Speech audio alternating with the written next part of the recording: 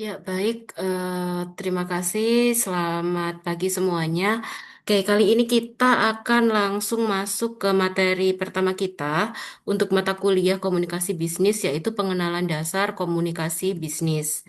Nah, untuk materi ini nantinya Anda akan mengenal apa itu komunikasi bisnis, jenis-jenis komunikasi, bentuk komunikasi, dan lain sebagainya. Oke, kita langsung masuk aja ya ke materinya ya. Baik. Nah, sebelum kita masuk lebih dalam, di sini kita harus paham dulu apa itu definisi dari komunikasi. Nah, yang disebut komunikasi itu adalah satu proses ya.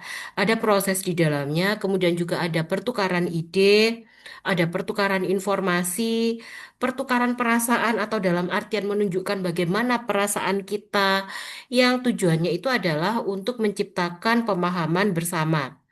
Nah, jadi di sini ada beberapa hal yang dilibatkan. Yang pertama itu adalah proses penyampaian.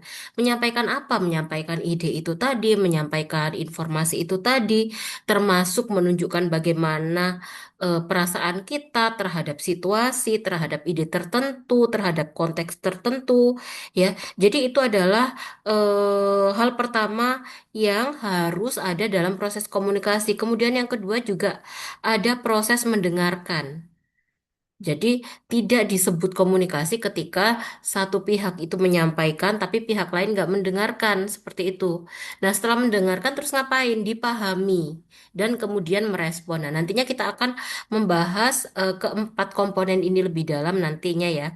Nah itu adalah definisi untuk komunikasi. Kemudian yang kedua terkait dengan materi kita, lalu bagaimana dengan komunikasi bisnis? Apa definisinya? Nah, kalau komunikasi bisnis itu adalah bagaimana kita menyampaikan ide secara akurat ya dengan feedback yang tujuannya itu adalah untuk mencapai tujuan organisasi.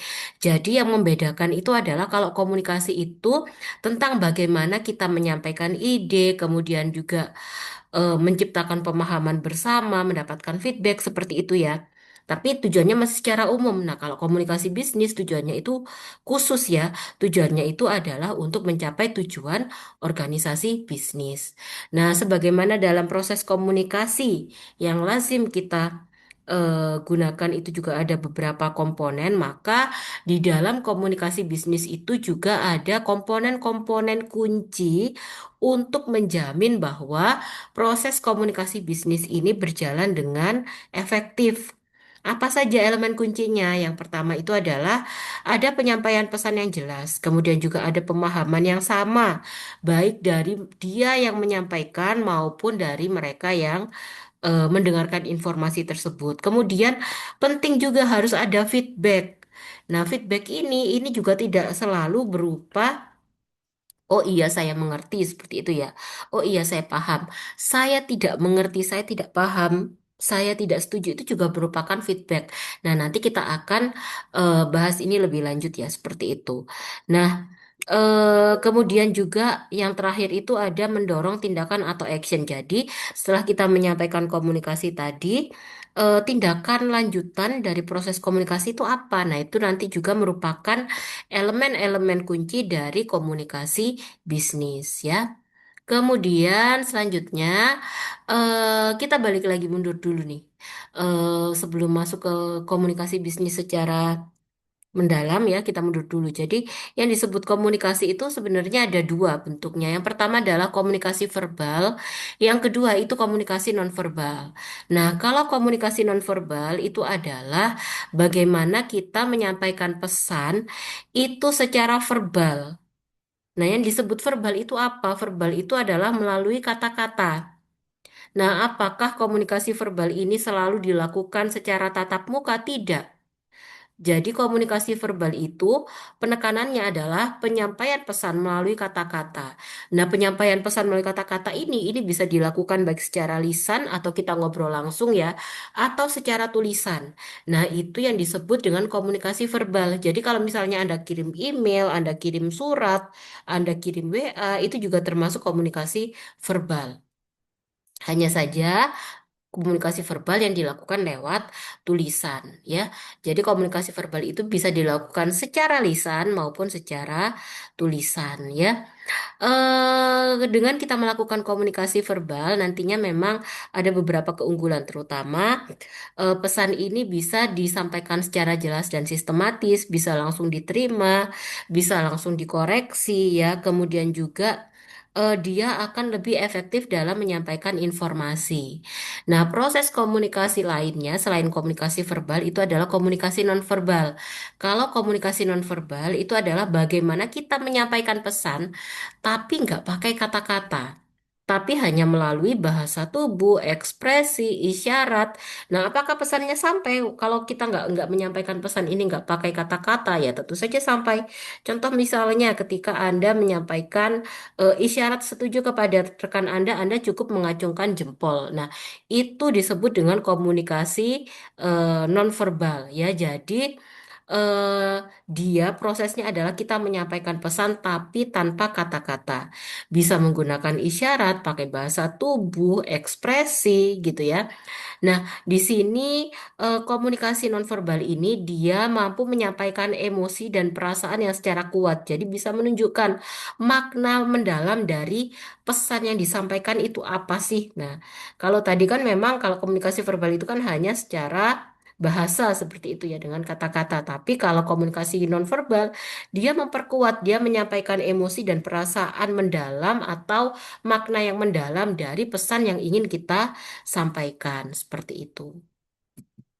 Kemudian kita lanjut ke bab selanjutnya, yaitu dalam proses komunikasi, ya. Ketika kita melakukan komunikasi, ini ada satu proses. Nah, yang disebut proses itu apa sih? Proses itu adalah satu rangkaian atau tahapan, ya.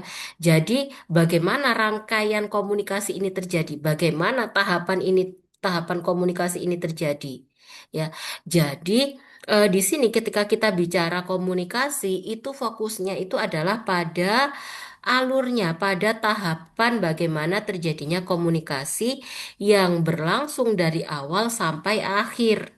Nah, jadi bagaimana nih tahapan komunikasi? Ya, tahapan komunikasi itu ini dimulai dari sebenarnya kita punya ide dulu. Ide di sini dikelola oleh si pengirim, ya. Kemudian dia disampaikan melalui pesan. Nah, pesan ini disampaikan melalui media tertentu kepada si penerima. Kemudian oleh penerima, ide ini diterima, kemudian dilakukan proses decoding, ya. Decoding itu maksudnya itu apa? Decoding itu adalah bagaimana kita mencerna informasi yang dikirimkan oleh si pengirim ini tadi. Kemudian dia diterjemahkan kembali melalui feedback atau umpan balik kepada si pengirim. Jadi ketika kita bicara tentang proses komunikasi itu kita bicara tentang bagaimana dari awal kita mendapatkan ide, kemudian kita mengolah ide tersebut menjadi pesan, ya. Kemudian dari pesan itu kita kirimkan lewat media apa supaya sampai kepada si penerima. Kemudian dari si penerima ini bagaimana dia mengolah informasi yang sudah dia dapat untuk kemudian dia sampaikan umpan baliknya atas informasi yang sudah dia dapat tersebut.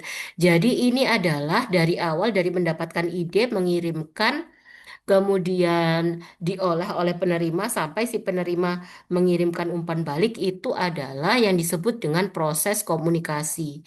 Jadi fokusnya itu adalah pada alurnya, alur dari awal sampai akhir. Seperti itu adalah proses komunikasi. Nah, kemudian selain pada proses komunikasi, kita juga mengenal eh, unsur-unsur komunikasi. Ya, kita bicara unsur-unsur komunikasi dulu, ya. Nah, kalau bicara unsur komunikasi itu adalah komponen-komponen yang harus ada dalam proses pertukaran informasi supaya apa? Supaya efektif. Nah, unsur-unsur komunikasi tadi atau elemen-elemen yang harus ada dalam proses komunikasi tadi itu apa? Yang pertama, otomatis harus ada idenya, harus ada pengirimnya, harus ada pesannya, harus ada medianya, ada penerimanya, kemudian juga ada feedback atau umpan balik. Seperti itu, ya. Nah, sebentar saya coba kembali dulu. Nah, ini ya. Ini adalah unsur-unsur komunikasi. Nah, kemudian tadi juga ada satu unsur yang terlewat yaitu noise. Noise ini adalah gangguan. Gangguan ini adalah sebenarnya dia bisa muncul di mana-mana. Gangguan ini bisa muncul ketika pada saat si pengirim mencoba mengirimkan pesan melalui media tertentu. Contoh gangguan misalnya ketika kita ngobrol kemudian ada suara petir kayak gitu ya, itu juga gangguan ya. Kemudian gangguan itu juga bisa bersifat psychological misalnya pada saat kita mengirimkan pesan ternyata si penerima ini suasana hatinya itu sedang kurang baik kayak gitu itu juga bisa disebut gangguan. Kenapa disebut gangguan? Karena nantinya pesan awal yang dikirimkan ya itu proses decodingnya atau pengolahannya itu nanti tidak akan sama. Jadi maksudnya itu maknanya itu tidak akan sama. Nah itu juga disebut dengan gangguan seperti itu. Nah, itu adalah unsur-unsur komunikasi. Jadi bedanya proses komunikasi dengan unsur komunikasi itu apa? Kalau proses itu kita bicara tahapan ya dari awal mendapatkan pesan, mengirimkan pesan gitu ya. Memilih medianya, kemudian bagaimana mendekodnya atau mengolah informasi yang kita terima sampai kita mengirimkan feedback. Jadi tahapannya, alurnya. Kalau unsur komunikasi itu adalah elemen-elemen atau komponen. Jadi jadi eh, komunikasi itu bisa berlangsung kalau ada pengirimnya. Nah, komunikasi nggak akan bisa berlangsung kalau nggak ada yang ngirim informasi kan seperti itu. Komunikasi bisa berlangsung kalau ada pesannya. Tidak akan disebut komunikasi kalau nggak ada pesan. Komunikasi bisa berlangsung kalau ada medianya. Komunikasi juga bisa berlangsung kalau ada penerimanya. Itu yang disebut dengan unsur-unsur komunikasi. Seperti itu ya. Nah, kemudian terkait feedback ya, saya akan kembali dulu. Nah, ini. Nah, feedback itu adalah respon dari penerima terhadap pesan yang diterima ya. Nah, dia ini menunjukkan apakah pesan itu dipahami atau tidak. Feedback ini tidak selalu berarti bahwa dia akan mengiyakan. Jadi ketika besok katakan misalnya saya sebagai sender ya atau pengirim, besok kita akan rapat hari Jumat jam 8 pagi misalnya. Kemudian orang yang saya ajak komunikasi dia akan bilang, maaf saya tidak bisa karena saya jam 9 ada agenda lain. Nah, apakah itu disebut feedback? Ya, itu disebut feedback. Jadi feedback di sini ada macamnya. Feedback itu tidak selalu si eh, penerima pesan itu akan mengiyakan pesan yang dikirimkan oleh si pengirim pesan. Nah, feedback ini sifatnya bisa positif ya, dipahami dan diterima, negatif ya, dipahami tapi tidak disepakati seperti itu ya. Bisa disampaikan secara langsung atau bisa tertunda atau lewat lewat media yang lain seperti itu ya, tidak secara langsung seperti itu. Nah, yang penting untuk dipahami di sini bahwa feedback itu maksudnya apa? Feedback itu adalah menunjukkan apakah pesan itu dipahami atau tidak, ya. Nah, bentuknya bisa positif, bisa negatif, bisa disampaikan secara langsung atau bisa disampaikan di waktu kemudian, seperti itu, ya. Oke, ini tadi unsur komunikasi sudah. Kemudian eh yang disebut komunikasi yang efektif ya penting ini untuk memahami bahwa apakah komunikasi yang sudah kita lakukan itu sudah efektif atau belum ya. Nah, yang disebut komunikasi yang efektif itu adalah kalau proses penyampaian pesan dari kita kepada si penerima itu dipahami dengan benar sehingga responnya yang kita dapat itu sesuai dan bisa mencapai tujuan yang diinginkan. Nah, caranya bagaimana? Caranya yang pertama, kita harus tentukan apa tujuan komunikasi. Kita mau apa? Apakah kita mau menginformasikan sesuatu? Apakah kita mau membujuk? Apakah kita mau bertanya? Nah, dengan menentukan itu nanti kita bisa menentukan elemen-elemen lain dalam proses komunikasi untuk mendukung tujuan ini. Seperti itu ya. Nah, kemudian juga supaya komunikasi ini efektif, pesan itu juga harus disusun dengan baik. Kita harus paham terhadap bagaimana audiens kita, mereka usianya berapa, latar belakang pendidikannya bagaimana, ya. Kemudian keterpaparan dia terhadap informasi yang kita sampaikan itu seperti apa, itu juga penting. Kemudian juga kita harus memilih media yang tepat. Nah, ini disesuaikan dengan konteks, dengan si audiens, ya, dengan situasi seperti itu. Nah, kemudian kita juga harus memberikan dan menerima feedback dan menindaklanjuti feedback tersebut. Kenapa perlu ditindaklanjuti? Karena itu tadi kembali tujuan komunikasi itu adalah untuk mencapai tujuan tertentu. Nah, kalau feedbacknya nggak ditindaklanjuti kan nanti bagaimana? Seperti itu ya. Jadi ini adalah hal-hal yang penting untuk mencapai komunikasi yang efektif seperti itu. Kemudian di sini kalau bicara komunikasi dalam organisasi, terutama organisasi bisnis, itu komunikasi dibedakan menjadi dua. Ada komunikasi internal, ada komunikasi eksternal. Nanti bentuk-bentuknya banyak ya, saya harap Anda nggak bingung. Nah, kalau komunikasi internal itu adalah bagaimana penyampaian informasi terjadi di dalam organisasi antar anggota organisasi. Contoh misal antar staf, antara atasan dengan bawahan. Kemudian juga antar mereka yang ada di lintas divisi seperti itu. Nah, itu yang disebut dengan komunikasi internal. Ada juga komunikasi eksternal. Kalau komunikasi eksternal itu adalah bagaimana kita menyampaikan informasi antara pihak di dalam organisasi dengan mereka yang ada di luar organisasi. Contoh misalnya, kita melakukan public relation, kemudian customer service ya ketika mereka melakukan pelayanan pelanggan itu contoh komunikasi eksternal. Nah, fungsi dari komunikasi eksternal itu apa sih? Itu untuk membangun citra organisasi, menjalin hubungan dengan stakeholder, serta menyampaikan informasi-informasi tertentu kepada khalayak umum seperti itu ya. Jadi dalam organisasi itu ada dua, ada komunikasi internal, ada eksternal. Kalau internal itu komunikasi yang dilakukan oleh antar anggota di dalam organisasi. Kalau eksternal itu komunikasi yang dilakukan oleh anggota di dalam organisasi kepada mereka yang ada di luar organisasi. Nah, kemudian di sini ketika kita melakukan komunikasi ya, penting untuk kita memilih media apa yang tepat untuk menyampaikan pesan kita. Nah, kenapa pemilihan media ini penting ya seperti itu ya? Karena pemilihan saluran atau media ini nantinya akan menentukan efektivitas komunikasi. Contoh misalnya, Anda akan menyampaikan informasi mengenai rapat pada bulan depan misalnya. Nah, ketika Anda ingin menyampaikan informasi ini, apakah Anda melakukan komunikasi lisan atau face to face secara langsung kepada rekan Anda? Nah, tentu tidak. Karena kenapa kok tidak? Karena nantinya komunikasi ini nggak akan efektif karena bisa jadi rekan Anda akan lupa karena apa ini namanya rapatnya itu baru dilakukan bulan depan. Lalu saluran komunikasi apa nih yang tepat untuk melakukan supaya proses komunikasi itu efektif, supaya sampai kepada tujuannya, supaya rekan saya ini nanti bisa hadir rapat. Kita bisa memilih email ya atau memo misalnya. Kita kirim email, kita sampaikan bahwa akan ada rapat anggota organisasi bulanan pada hari apa, tanggal berapa, jam berapa seperti itu. Nah, itu akan jauh lebih efektif. Oleh karena itu di sini pemilihan saluran komunikasi itu menjadi sesuatu yang krusial. Nah, dalam memilih saluran komunikasi itu ada beberapa pertimbangan. Pertama, didasarkan pada kekayaan media. Kekayaan media itu maksudnya seberapa banyak media atau saluran ini mampu menyampaikan cue atau isyarat-isyarat kita.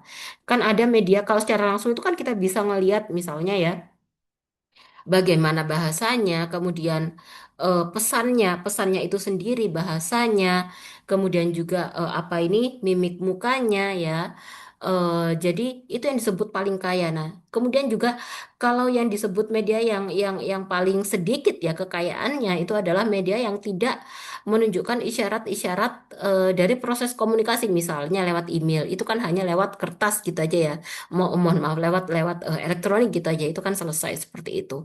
Kemudian juga dilihat dari formalitasnya. Pesan ini mau disampaikan dari mana, dari siapa ke siapa, apakah dari atasan ke bawahan atau seperti apa, seperti itu.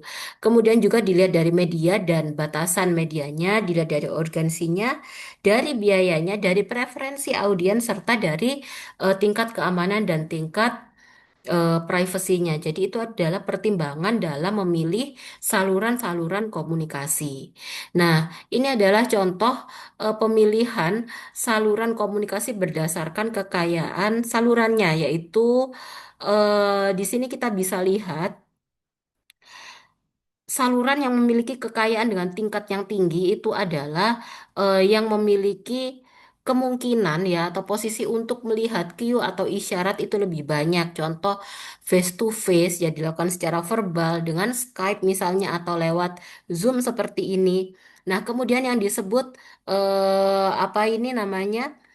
Saluran dengan tingkat kekayaan yang paling rendah itu adalah ketika dia hanya fungsinya adalah untuk menginformasikan sesuatu tanpa kita membutuhkan isyarat. Contoh kita nggak butuh bagaimana lihat responnya bagaimana nih. Contoh misalnya kita mengirimkan laporan lewat email, itu kan cukup laporan eh, lewat media email selesai ya seperti itu ya. Kita kan nggak butuh bagaimana eh, penerimaan feedback berupa penerimaan makna yang mendalam atas atas atas laporan yang sudah kita kirimkan seperti itu.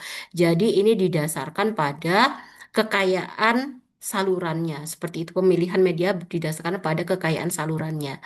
Kemudian kita juga bisa memilih media berdasarkan preferensi audiens.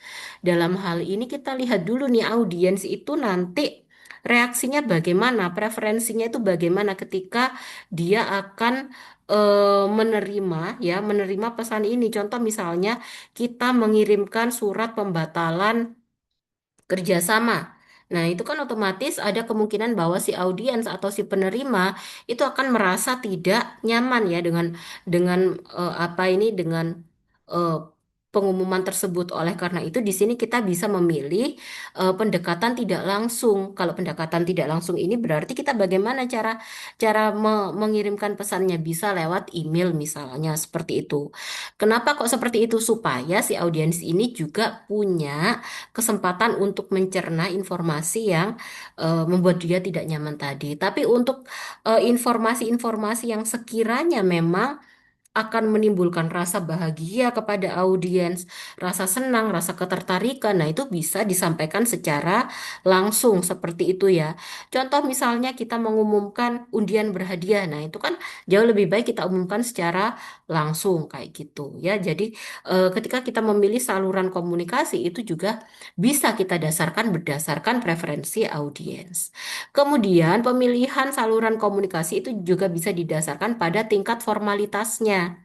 Nah, contoh misalnya ada eh, informasi yang terkait perusahaan, laporan dari staf kepada atasan, itu kan contoh informasi formal ya.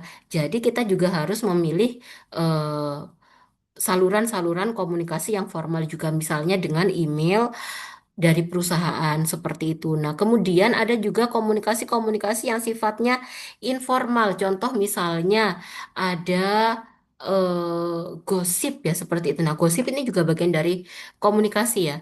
Gosip bahwa akan ada pergantian manajer seperti itu.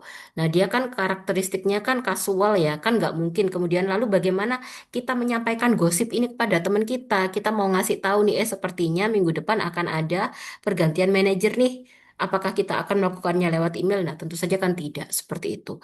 Nah, jadi di sini dalam memilih saluran komunikasi itu juga kita bisa lihat dari formalitasnya.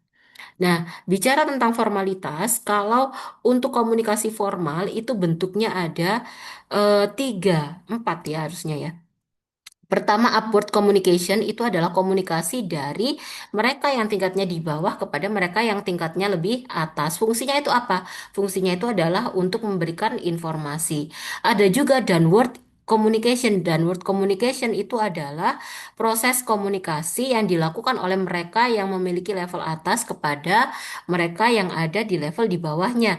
Tujuannya itu untuk memberikan instruksi. Kemudian juga ada yang namanya horizontal ya. Komunikasi horizontal itu adalah komunikasi yang dilakukan oleh mereka yang berada pada level yang sama. Tujuannya itu adalah untuk koordinasi. Kemudian juga ada diagonal. Diagonal ini adalah proses komunikasi yang dilakukan lintas divisi. Seperti itu ya.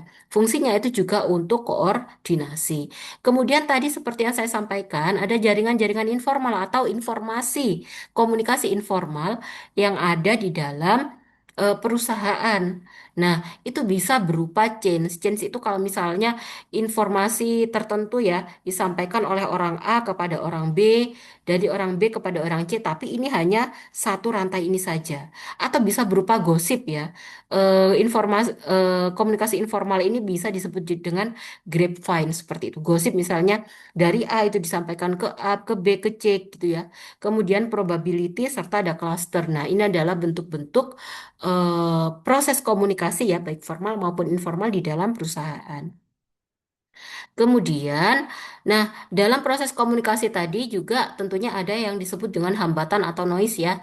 Dalam komunikasi ada hambatan yang berupa fisik, contoh misalnya ada suara bising ya, gangguan teknis, salah memilih media, kemudian juga ada hambatan psikologis, misalnya kurang percaya diri ketika menyampaikan pesan sehingga pesannya tidak terdeliver dengan baik misalnya. Kemudian juga ada cross cultural barriers atau hambatan-hambatan budaya, misalnya perbedaan budaya, perbedaan waktu, sehingga kadang satu informasi yang kita sampaikan ternyata diterima dengan makna yang berbeda oleh si penerima. Karena apa? Karena ada perbedaan pemahaman budaya itu tadi. Nah, itu termasuk hambatan-hambatan dalam proses komunikasi. Nah, cara mengatasinya bagaimana? Kalau hambatannya berupa hambatan fisik, ya kita gunakan media yang tepat, kita pilih teknologi yang sesuai. Kalau hambatannya itu berupa bahasa, misalnya kita pakai bahasa yang jelas, kemudian nggak usah pakai jargon atau istilah-istilah tertentu gitu ya. Tapi kalau hambatannya berupa psikis atau lintas budaya, nah di sini penting bagi kita untuk saling terbuka dan fleksibel, serta kita juga harus mampu menghormati perbedaan budaya seperti itu. Nah, secara keseluruhan ini adalah jenis-jenis komunikasi ya. Tadi yang sudah saya sampaikan, kalau didasarkan pada salurannya itu ada verbal dan non-verbal seperti itu ya. Kalau verbal itu ada lisan dan tulisan. Kemudian kalau lisan itu bisa secara langsung atau tidak langsung. Kalau didasarkan pada formalitas dan tujuan ya. Kalau secara formalitas itu ada komunikasi formal dan informal. Kalau formal ini yang melibatkan hierarki ya di dalam perusahaan baik secara vertikal, horizontal maupun diagonal. Kemudian kalau informal ini tidak melibatkan hierarki di dalamnya. Jadi ada gosip ya di situ, ada grapevine, ada chain, ada gosip seperti itu. Kalau didasarkan tujuannya, kalau komunikasi bisnis itu ada komunikasi internal dan eksternal. Komunikasi internal adalah komunikasi yang dilakukan antar anggota dalam organisasi. Kalau eksternal itu komunikasi yang dilakukan oleh anggota di dalam organisasi kepada pihak lain di luar organisasi seperti itu. Nah, ini adalah referensi-referensi dari materi yang sudah saya sampaikan tadi. Eh, Kalau misalnya Anda butuh pengayaan yang lebih lanjut, Anda bisa kontak saya di sini. Kemudian materi-materi ini juga akan saya upload di kanal saya. Termasuk juga untuk Anda mahasiswa UT, materi ini akan saya upload juga di e-learning seperti itu ya. Baik, saya harap materi ini jelas. Namun apabila Anda mempunyai pertanyaan, Anda boleh tinggalkan pertanyaan. Nanti kita sama-sama diskusi seperti itu ya. Oke, terima kasih. Kita jumpa lagi di materi selanjutnya. Salam.